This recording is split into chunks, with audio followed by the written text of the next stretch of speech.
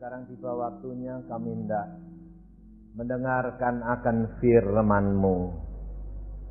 Engkau sendiri yang akan memberikan pengertian kepada kami. Urapi kami pada saat ini, Tuhan. Jangan ada satu yang terlewat. Kami merindukan urapan-Mu, kami merindukan jamahan-Mu.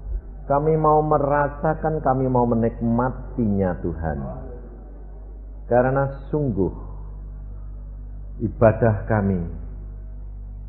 kami mau menjadi persembahan yang harum di hadapan hadirat Allah.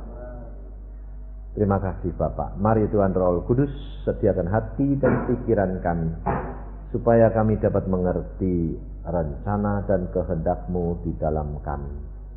Dalam nama Tuhan Yesus kami mengucap syukur. Amin. Silakan duduk, saudara. Saudara-saudara yang kasih dalam Tuhan, saya mengucap syukur kalau kita boleh berbakti pada sore hari ini. Pada sore hari ini kita belajar akan bagaimana kita menjadi pengikut Yesus.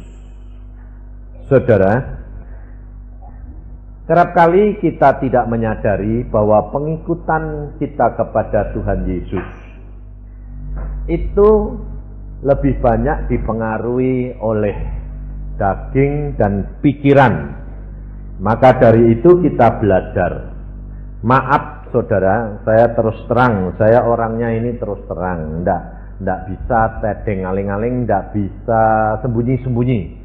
Kalau ada yang tidak benar ya saya katakan. Saya terus terang. Saya berdoa di belakang sana.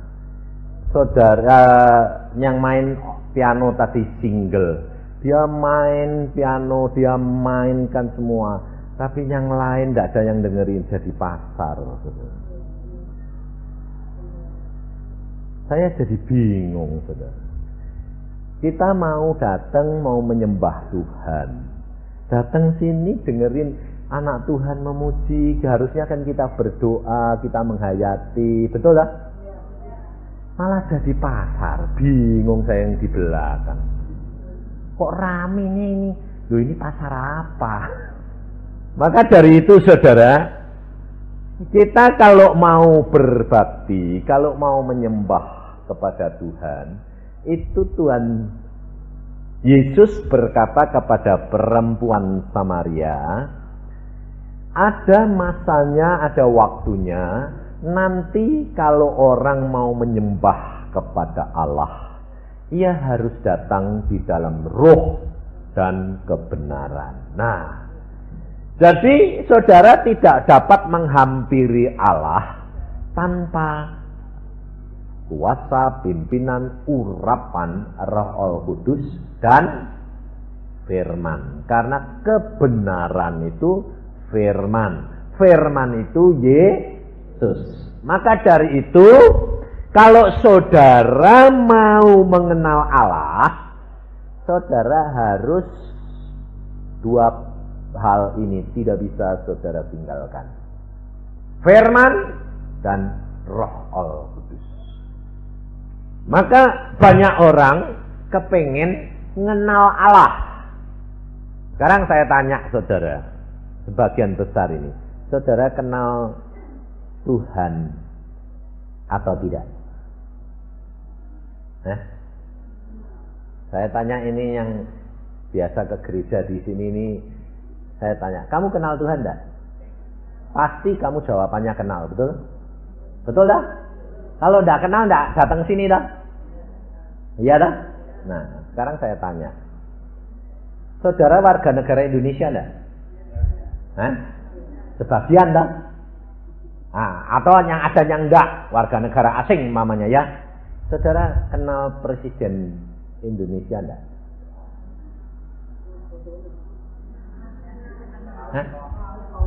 Kamu kenal atau tahu?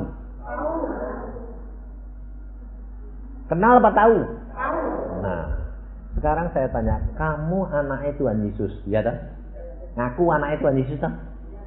Kenal atau tahu? Nah, gue bingung.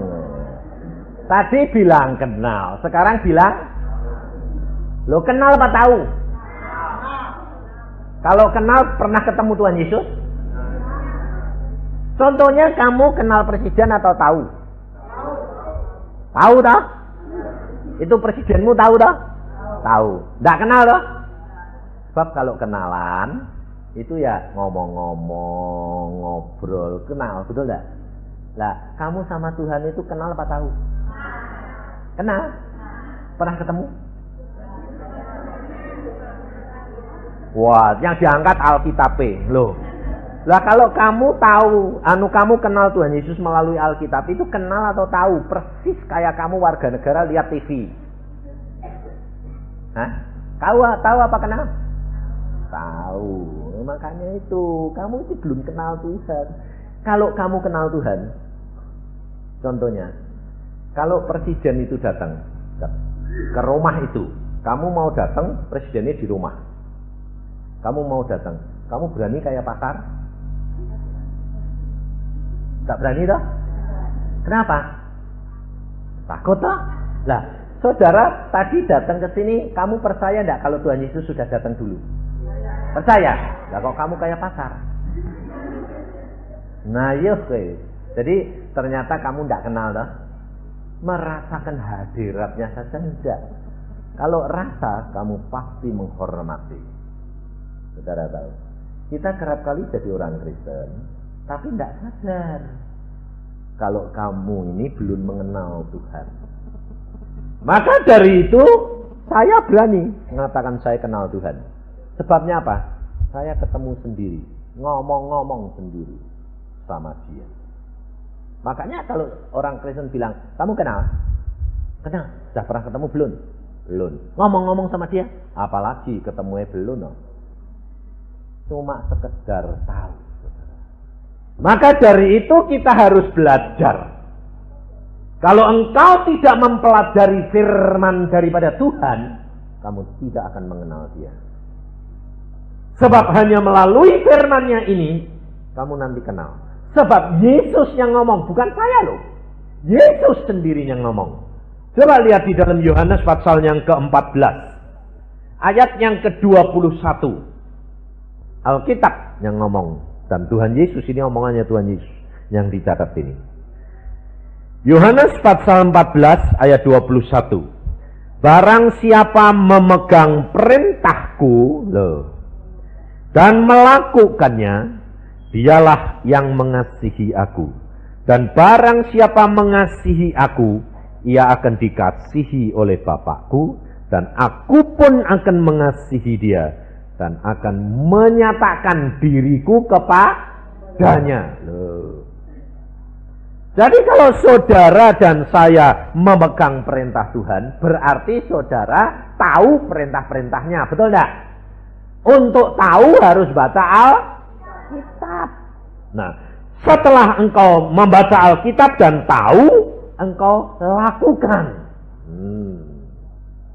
Jadi tidak sekedar baca tahu, tapi harus menjadi pelaku firman.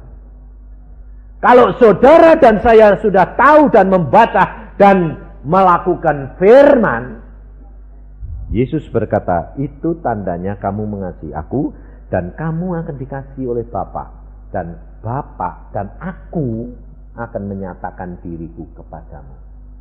Nah, kalau Tuhan janji mau menyatakan dirinya, itu Tuhan Yesus akan nemuin kamu enggak? Ya dah? Nah, kalau Tuhan Yesus mau merendahkan diri nemuin kamu, lah itu baru kamu kenal. Betul? Makanya kamu kenal apa tahu? Tahu. Sekarang mau, ini memang bilang kenal karena dia memang sudah kenal, bisa. Tapi saudara, sekarang saudara yang tahu ini mau kenal enggak? Mau belajar. Lalu belajarnya mesti baca Alkitab. Nah, saudara ini jadi orang Kristen berapa tahun? Sudah ada setahun Pak belum? Lebih? Baca Alkitabnya sudah selesai belum?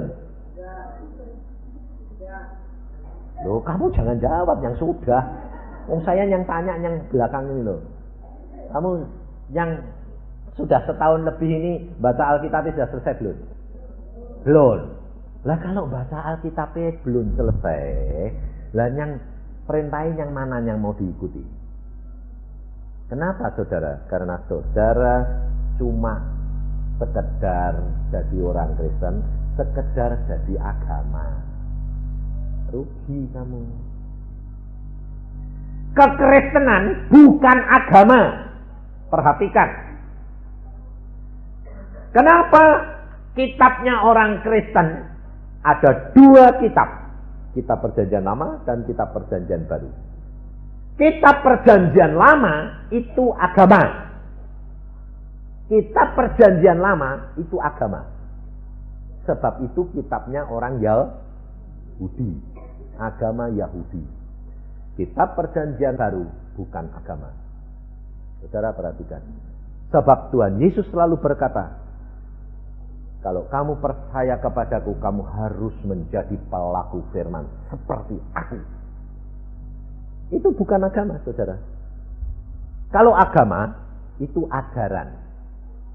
Tidak boleh ini, ya harus begini, harus begini. Tapi Yesus berkata, aku memberi contoh kepada kamu yang kamu harus lakukan. Jadi pengikut Yesus yang disebut orang Kristen, itu pengikut Yesus enggak? Pengikut Yesus berarti melakukan apa yang Yesus lakukan. Jadi kekristenan itu bukan agama, tetapi adalah pelaku-pelaku firman. Itu kekristenan. Punya pengalaman pribadi dengan Yesus. Itu Kristen. Maka dari itu saudara, saya ajak saudara supaya benar-benar menghayati kekristenanmu. Kalau enggak rugi. Mengapa? Saya berani katakan dan saya berani tanya saudara, kenapa kamu enggak membaca Alkitab selesai? Sebab saya dari umur 12 Tuhan berkata, baca Alkitab nak. Umur 12 Tuhan sudah berkata pada saya, ngomong, baca Alkitab nak. Saya bilang, Tuhan, baca Alkitab tidak ngerti. Baca saja. Dan Alkitab ini saya sudah baca 80 kali lebih. Dan Tuhan berkata, baca terus. Karena dari situ kamu akan mendapatkan kehidupan. Makanya saya anjurkan saudara, baca Alkitab, baca Alkitab, baca Alkitab. Hidupmu akan diubahkan. Karena firman Tuhan berkata, di dalam Yesus adalah satu ciptaan yang baru. Nah kamu ini sudah diubah apa belum? Ini loh saudara. Sebab orang masuk surga, saya sendiri sudah dibawa ke surga oleh Tuhan. Dilihatkan. Dan Tuhan berkata, cocok nggak sama Alkitab? Saya bilang, cocok semuanya Tuhan. Lalu Tuhan berkata, orang masuk surga itu tidak ditanya, kamu orang Kristen mana? Tidak ada. Kamu anggota gereja mana? Tidak ada. Maka pada waktu hamba Tuhan, pendiri gereja Metodis, dia dibawa ke Firdaus, dia bangga rasanya. Dia berkata apa? Wah, pasti jemaatku paling gede di surga. Waktu sampai di surga, dia tanya malaikat, malaikat, sini ada orang Pantekosta? Tidak ada. Orang Katolik? Tidak ada. Orang GKI? Tidak ada. Orang GKT? Tidak ada. Orang Baptis? Tidak ada. Paling akhir dia tanya, orang Metodis? Tidak ada. Wajar dia. Tidak ada. Tidak ada. Yang ada siapa? Pengikut Yesus. Nah, saudara tahu. Jadi kekristenan bukan agama, tetapi adalah pengikut Yesus pelaku firman. Maka dari itu saudara, baca Alkitab. Sebab kalau kamu mau masuk surga, ditanyanya apa? Apa yang kamu bawa? Apa yang kamu bawa? Pandu Sundarsing, seorang hamba Tuhan dari India, pada waktu dia diberi penglihatan oleh Tuhan. Karena apa? Karena dia dulunya juga punya pandangan bahwa untuk masuk surga harus melakukan ini. Tuhan bilang tidak.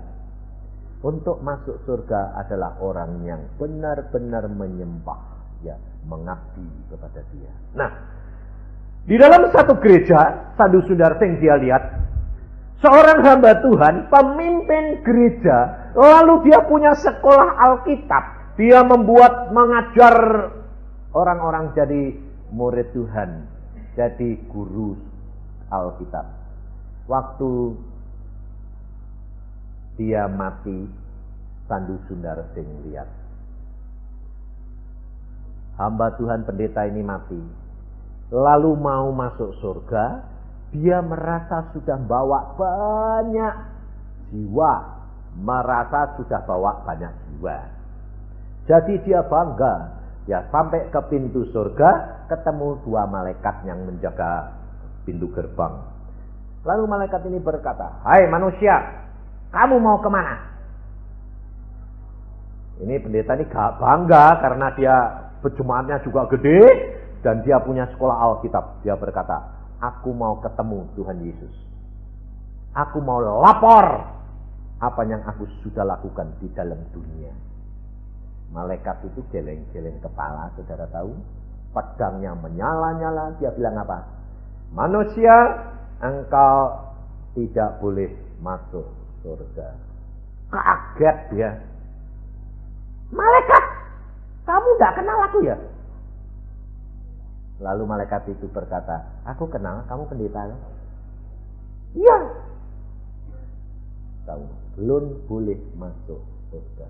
Bayangin, saudara. Ngomel pendetanya ini depan pintu. "Awas gue, nanti deh aku ketemu Tuhan Yesus tak laporin." Malaikatnya mesem-mesem, masa bodoh. Lalu sebentar lagi anggota gereja dia, tukang kayu, miskin, mati juga. Dia pergi ke sana. Dia kaget lihat pendeta nih. Loh, pendeta nih ternyata kok mati sih? Kok di situ? Dia bilang, "Loh, Pak Pendeta, kamu kok di sini? Lah kok enggak masuk? Kenapa, Pak Pendeta?" Pendeta ya bilang, "Malaikat dulu, enggak tahu diri, enggak kenal aku." Nah, si malaikat ini juga galak sama orang tukang kayu ini. Dia bilang kata nih, malah digentak. "Manusia, mau kemana kamu?" Dia kaget. Dia lalu berlutut. Dia berkata, "Aku mau menemui Tuhan Yesus." "Apa yang kamu mau? Gunanya apa? Perlumu apa? Kamu mau nemui?" Kalau pendeta itu tadi berkata, "Aku mau melaporkan apa yang aku lakukan."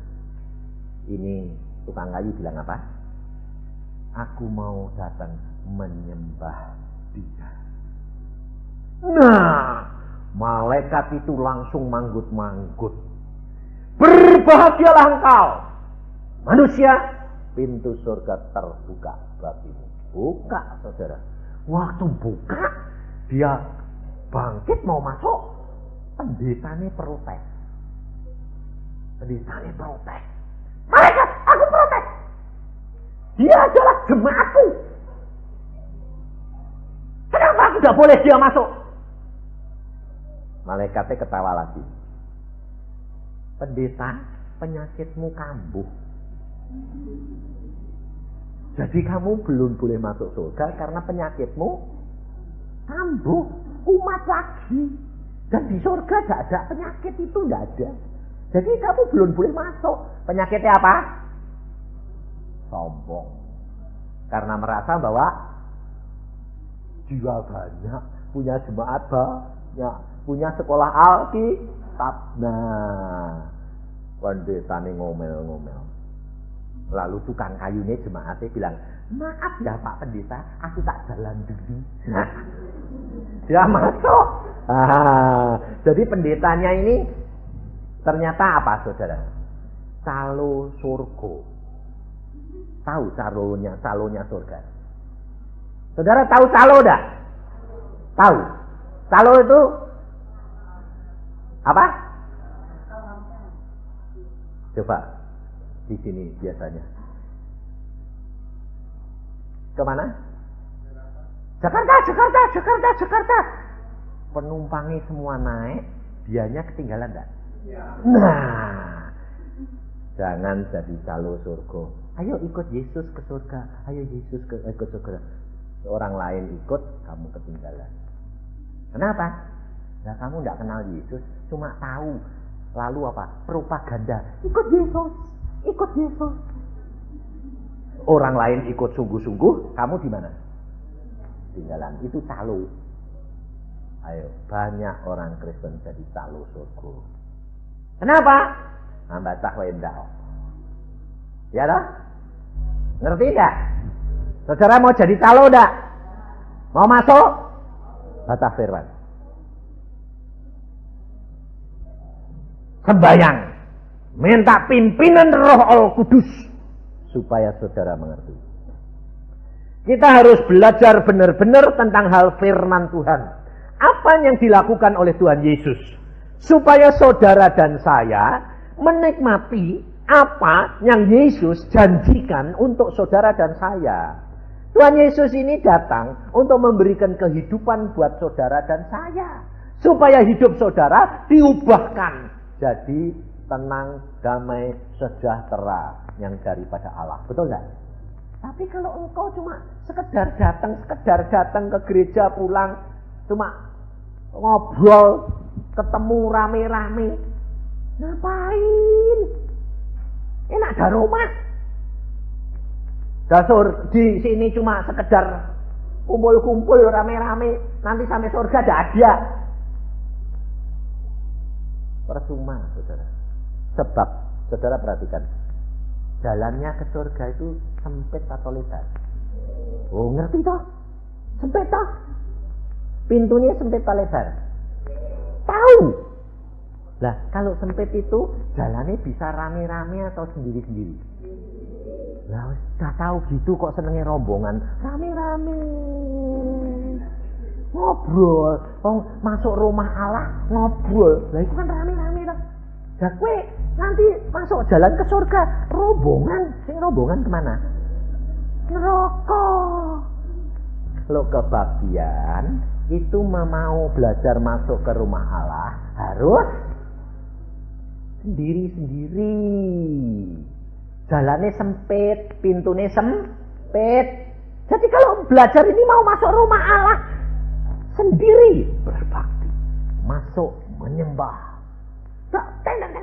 Ayo, bareng-bareng. Loh, ngerokok malah. Saudara tahu, Yonggiso itu punya jemaat berapa? 600.000 lebih.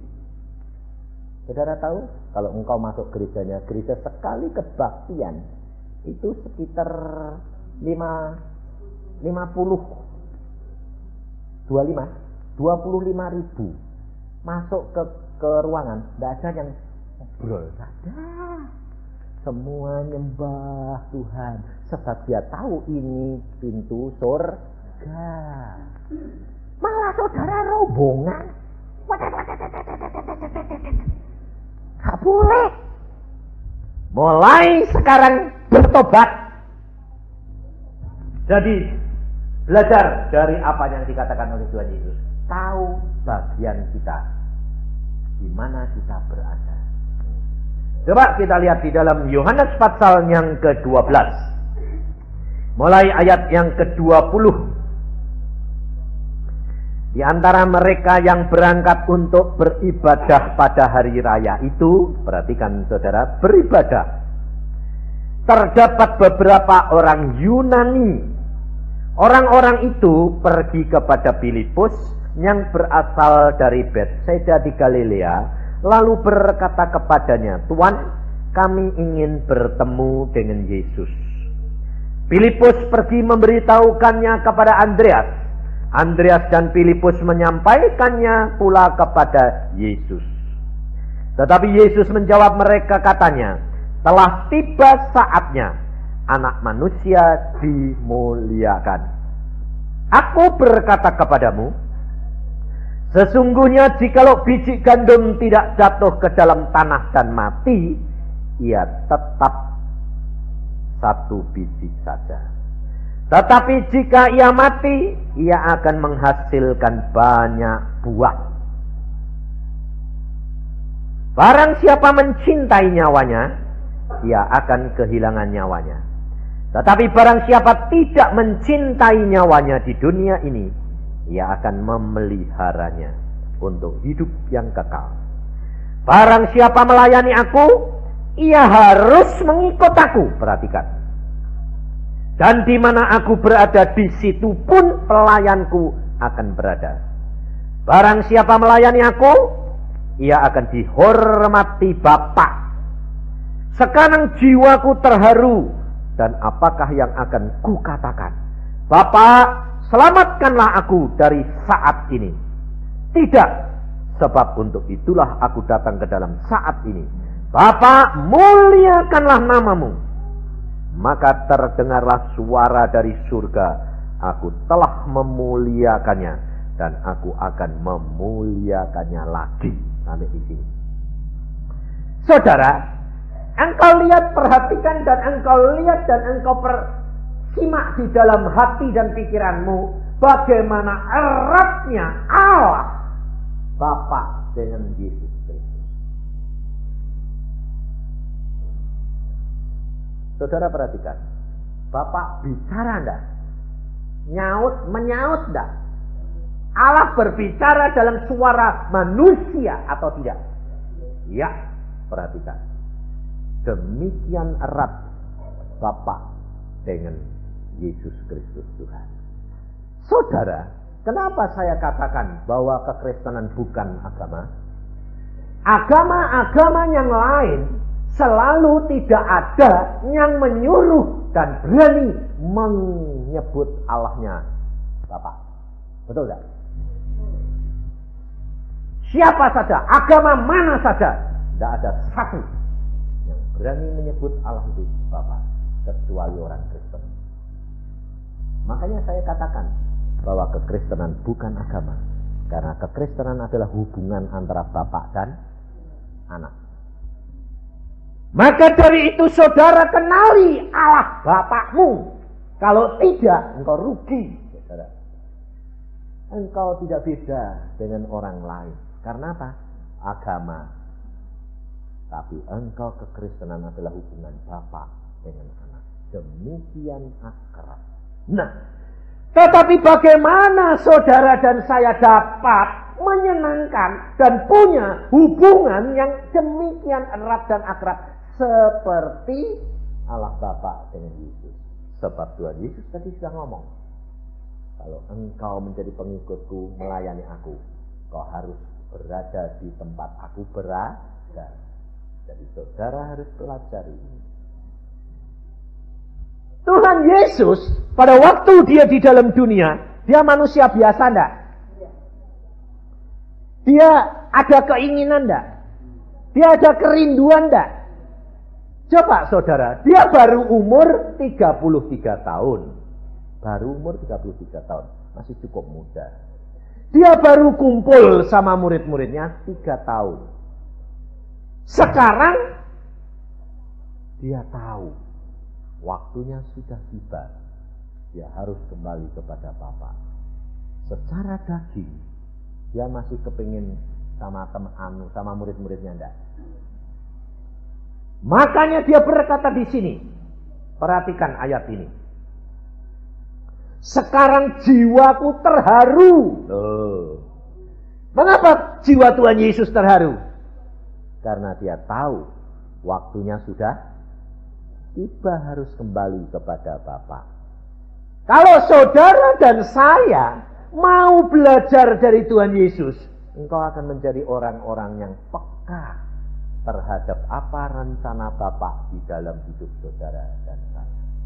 Sehingga hidupmu tidak pernah ada takut, tidak pernah ada khawatir. Karena apa? Karena kamu tahu hidup dan langkah-langkahmu ditetapkan oleh Bapa. Bapa itu menetapkan langkahnya anak-anaknya enggak? Saudara tahu langkahmu sudah diatur oleh Bapa. Kalau engkau tahu, kamu tidak harus khawatir. Kita tidak punya takut lagi. Yesus tidak pernah khawatir. Yesus tidak pernah takut. Karena dia tahu. Dan dia peka. Dan dia mengerti. Pada waktu orang-orang Yunani cari Yesus, langsung Yesus tahu, oh waktunya habis. Kenapa saudara? Kenapa? Ini orang-orang Yunani cari Yesus, kok ya Yesus langsung tahu, kalau biji tidak mati ditanam, tidak akan nanti menghasilkan buah yang banyak. Yesus tahu dia harus mati. Kenapa? Sebab Yesus tahu misinya. Yesus tahu keadaannya. Perintah Bapaknya dia tahu. Sebab perintah Bapaknya untuk apa Yesus? Untuk menggenapi Tauratnya orang Yahudi. Makanya pada waktu ada seorang perempuan anaknya sakit, orang itu bukan orang Yahudi, orang itu teriak sama Tuhan Yesus, Tuhan tolong aku, Tuhan tolong aku. Tuhan Yesus bilang apa? Aku diutus di antara untuk orang-orang Yahudi. Yesus itu luar biasa. Dia tahu misinya. Dia tahu tugas yang diberikan oleh Bapa. Dan dia tidak mau melampauinya. Coba saudara, kalau ada orang kayak Tuhan Yesus, kira-kira saudara kepengen dia hidup 1000 tahun enggak? Bayangin. Sekarang saja perusahaan-perusahaan lihat, kalau ada seorang manajer, seorang direktur yang jagoan, pinter, dibuat rebutan enggak? Yesus itu rendah hati, saudara. Dia hatinya terharu karena dia masih kepingin dengan murid-muridnya. Tapi dia tahu tugasnya sudah selesai. Loh. Coba saudara, ini saudara-saudara ini kepingin umurnya panjang-panjang kan? Ayo jujur, pengen tak? Hah? Iya tak? Apalagi di anakmu pinter, anak pinter di sekolah ke pinter, lalu dihargai oleh masyarakat. Wah, kira-kira kepengennya umurnya panjang tak? Pengen tak? Ada orang yang melebihi Yesus enggak? Orang mati bangkit, orang lumpuh berjalan, orang bisu ngomong. Bayangin saudara. Tapi Bapak berkata apa? Cukup. Umurnya 33, cukup nak, pulang. Loh. Kalau kamu bilang apa? Jangan Tuhan, betul.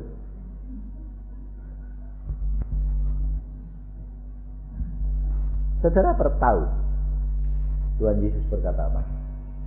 Kamu harus belajar daripadaku, supaya saudara dan saya belajar taat setia kepada siapa? Bapak. Jangan bapaknya malah suruh nurut anaknya, itu orang Kristen.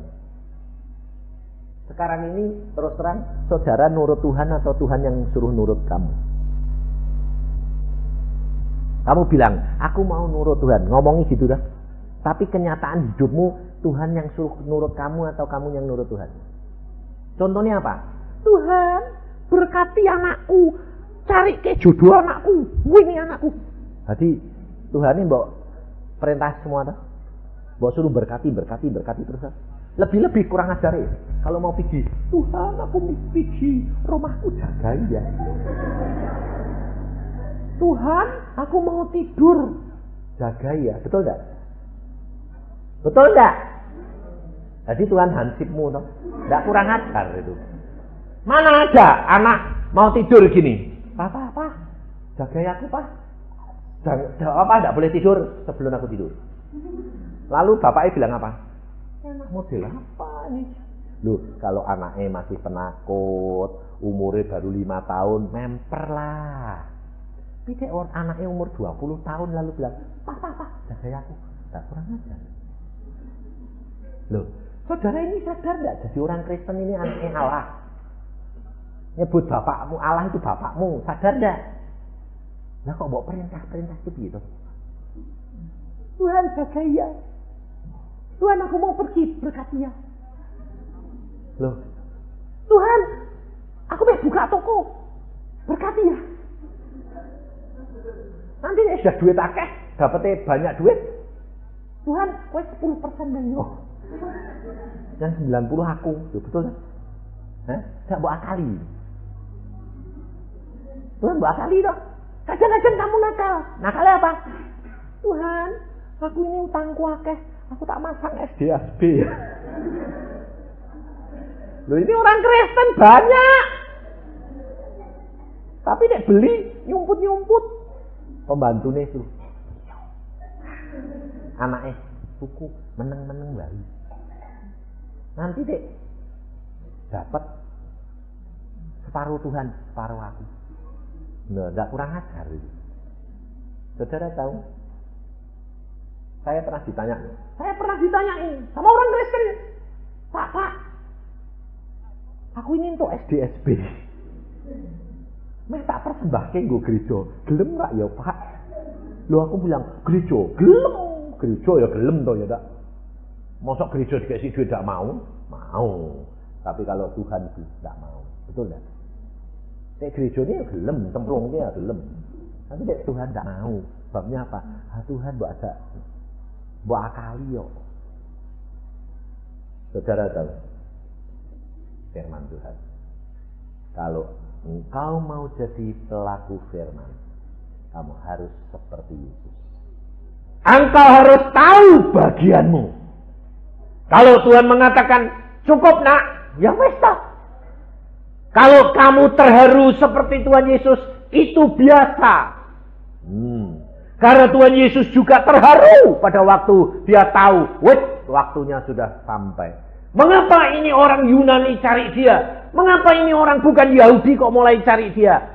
Allah sudah menyatakan, tugasmu selesai nak. Berikan kepada murid-muridmu yang harus memberitakan firman ke ujung-ujung bumi. Bukan kamu lagi. Dan untuk itu, dia harus membayar harga nyawa ini. Maka dari itu saudara dan saya menjadi pengikut Yesus sudah dibayar oleh Yesus. Engkau sudah dibayar harga nyawamu oleh Yesus. Sekarang bagianmu kamu harus bayar. Lalu mungkin kamu kaget. Aku bayar Pak, lu kan sudah dibayar Yesus. Alkitab yang ngomong, bukan saya. 1 Yohanes 3 ayat 16. Kalau Tuhan Yesus membayar nyawamu, Yohanes 3 ayat 16, kamu harus perhatikan. 1 Yohanes 3 ayat 16. Perhatikan saudara. Sebab biasanya orang Kristen itu tidak pernah memperhatikan yang buat pengorbanan dirinya. Demikianlah kita ketahui kasih Kristus, yaitu bahwa ia telah menyerahkan nyawanya untuk kita. Jadi kita pun wajib menyerahkan nyawa kita untuk saudara-saudara kita. Loh. Jadi saudara dituntut enggak untuk berkorban untuk saudara-saudara? Iya.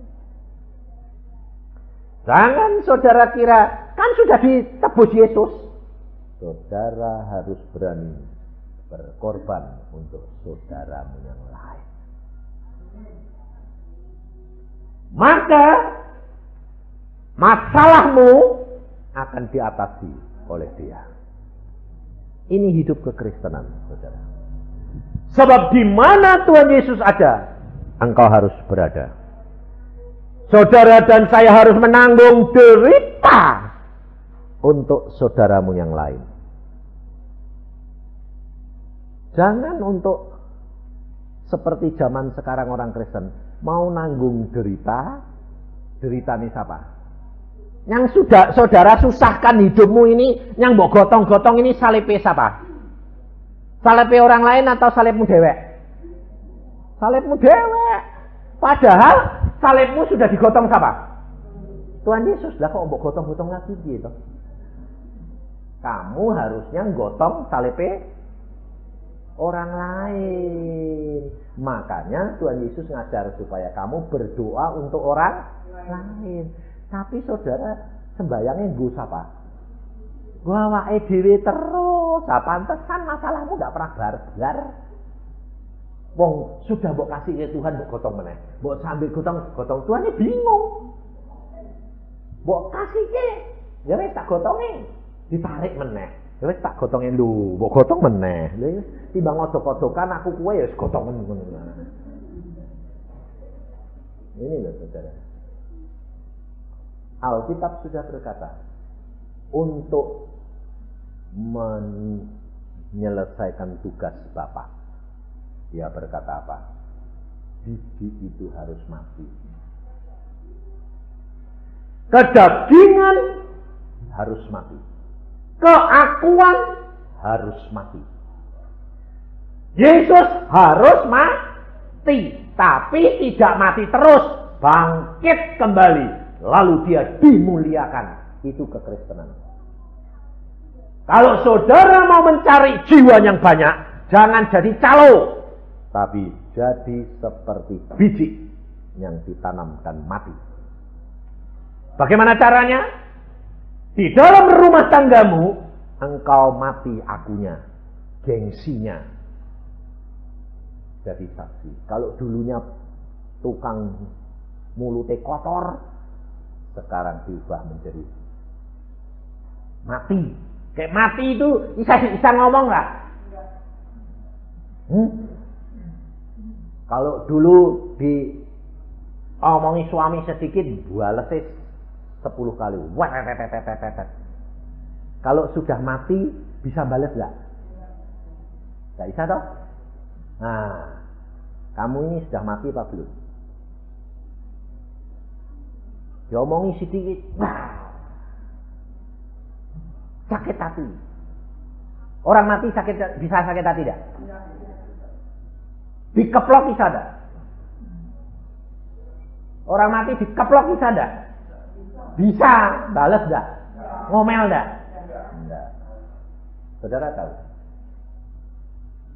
kalau engkau mau mati seperti Yesus, kau akan dimuliakan. Coba kamu lihat, waktu hidup dimaki-maki, dihina-hina, waktu mati dihias enggak? Kasih minyak wangi enggak? Terus habis itu dibuang atau diangkat-angkat? Diangkat-angkat. Loh, ngerti? Kalau engkau mau mati, kamu akan disanjung-sanjung. Loh, diangkat-angkat. Loh, betul enggak? Ditangisi enggak? Selama kamu masih hidup, dipisui enggak? Tek mati ditangisi, dihormati. Kalau engkau mau jadi orang Kristen dan setia mati, kamu akan dihormati. Orang dunia akan dihormati, pasti tak? Nah, kenapa orang dunia, tetanggamu orang tak mau jadi Kristen? Lah kok nak mati-mati ya? Betul tak? Selama kamu hidup masih cerewet, masih ini, kamu dihindari orang. Tapi demikian kamu mati, tonggo-tonggomu teko. Betul? Datang dewek enggak? Datang enggak? Menghormati enggak? Iya. Kalau kamu mau mati di dalam Yesus, tonggo-tonggomu, kamu akan menarik orang datang kepada Kristus. Tapi kalau kamu tetap hidup, cerewet tetap cerewet, mulutnya di kebun binatang tetap kebun binatang, yang suka utang tetap suka utang, orang mati bisa utang enggak? Hah? Lah kowe suka utang? Wah, udah mati. Terus utang lumayan tek bayar. Nah, tek orang mati tidak bisa bayar. Saudara tahu, kitab sudah berkata, kalau engkau tidak mati seperti Yesus, kamu tidak akan narik orang datang kepadamu. Kalau kamu mati, Kristus akan dimuliakan dan semua orang datang kepadamu. Ini hidup kekristenan, saudara. Kamu boleh terharu karena apa? Karena kamu ditinggalkan oleh perkara-perkara dunia. Kamu dulu suka hal-hal yang tidak menyenangkan Tuhan. Sekarang dikatakan, jadi Kristen jadi ekstrim yo. Nggak suka apa-apa. Nggak tahu tuh. Dulu nih suka ini jadi hilang. Suka ini jadi hilang. Bukan dilarang, tapi nggak seneng dewek. Karena apa? Loh, lama-lama itu udah mati. Loh, betul nggak? Dijauhi oleh orang dunia. Iya. Tetapi percaya, itu penderitaan yang kita harus angkat. Tetapi nanti satu saat dia akan datang. Kalau kita sudah mati, dia akan datang untuk mencari Yesus dan menghormati Yesus. Ini hidup kekristenan, saudara. Maka dari itu pelajari firman Tuhan dan minta pimpinan Roh Kudus. Kamu akan dituntun sampai kepada kesempurnaan bersama dengan dia. Yesus dijawab oleh Bapa. Saudara tidak boleh mencari kemuliaanmu, tapi kemuliaan Bapa. Maka Bapa berkata, aku akan muliakan, aku akan muliakan. Di dalam pimpinan Roh, kalau engkau hidup dan saya di dalam pimpinan Roh, kehendak daging tidak akan kamu lakukan. Maka dari itu saudara, hiduplah dengan pimpinan Roh Kudus. Sebab kamu ini siapa? Tidak ada artinya. Kalau saudara tidak bertobat, waktunya terlambat. Maka dari itu, sebelum terlambat, bertobat. Baca firman Tuhan, cari hadirat dia, maka engkau akan melihat kemuliaan Allah. Kalau Tuhan menyatakan diri kepadamu, luar biasa. Dunia tidak ada artinya, saudara. Dunia tidak ada artinya. Dan dia akan menyertai engkau. Di mana saja engkau berada, dia bersama dengan engkau. Di dalam engkau menghadapi kesesakan, dia akan berkata, jangan takut, aku menyertai kamu, anak. Ini saudara, dan ini aku alami. Anak-anakku ngalami, istriku ngalami. Sehingga apapun boleh terjadi, tidak ada yang tidak dapat diatasi. Karena kita tidak seorang diri, tapi bersama dengan Yesus. Amin. Mari kita berdoa.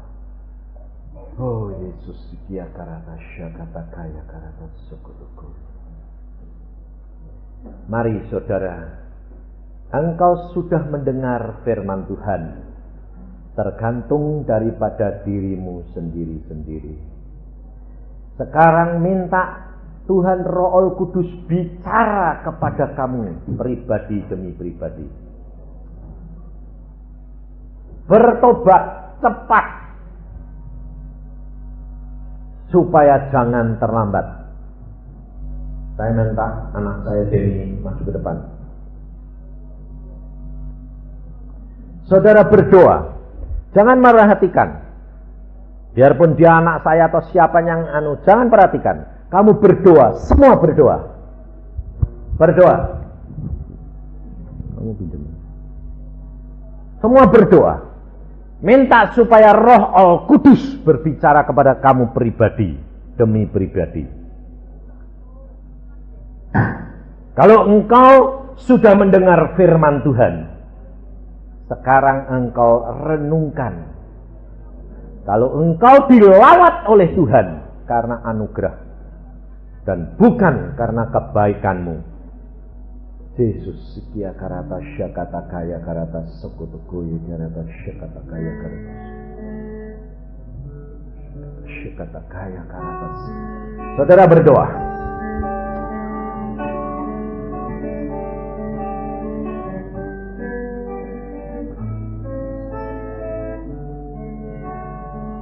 Tuhan,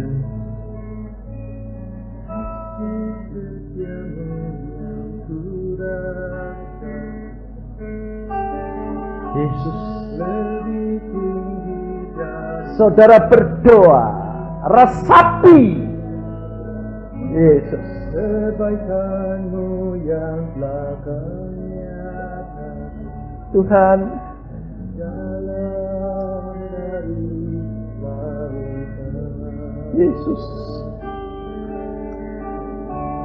tempat-Mu yang telah Ku beri, sempat membuat Tuhan, Kau tahu keadaan anak-anak-Mu, Tuhan.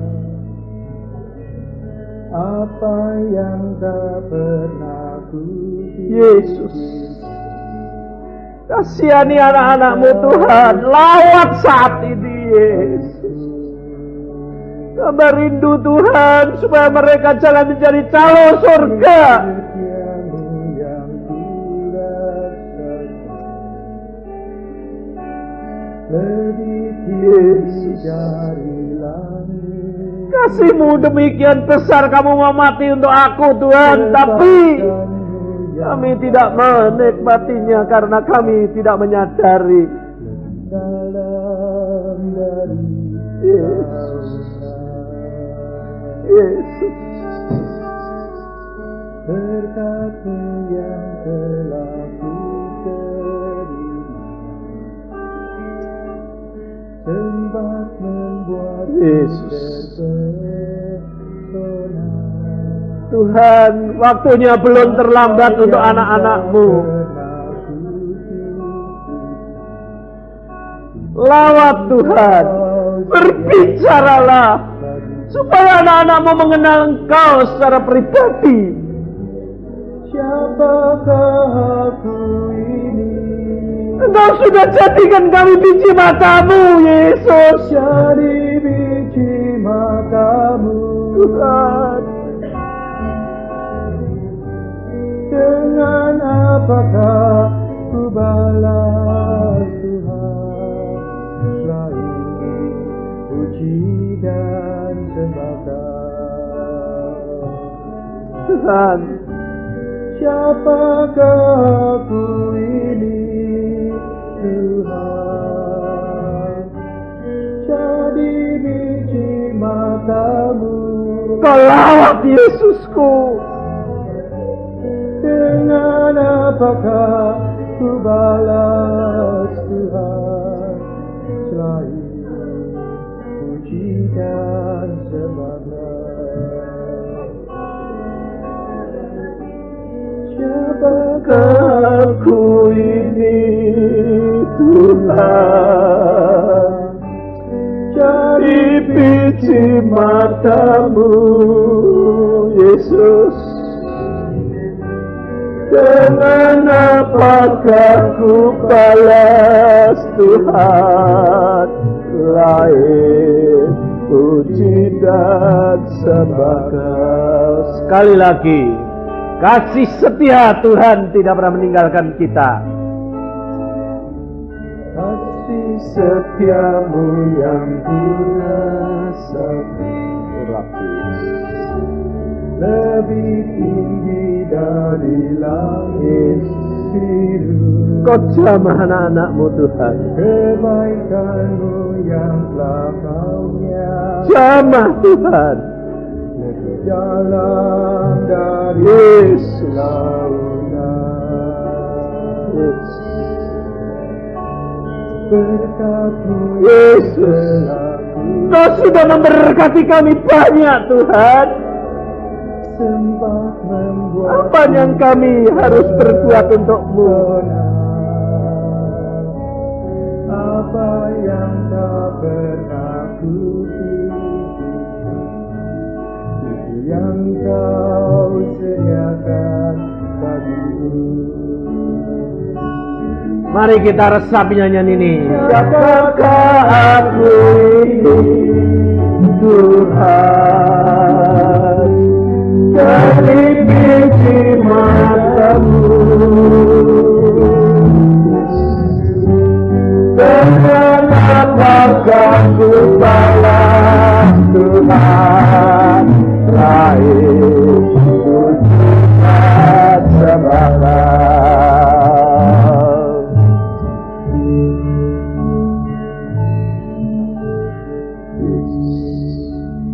Tuhan, Kau sudah mendengar doa-doa kami. Kau yang tahu apa yang baik bagi kami, Yesus. Oh Yesus, ya karata syakata kaya karatas.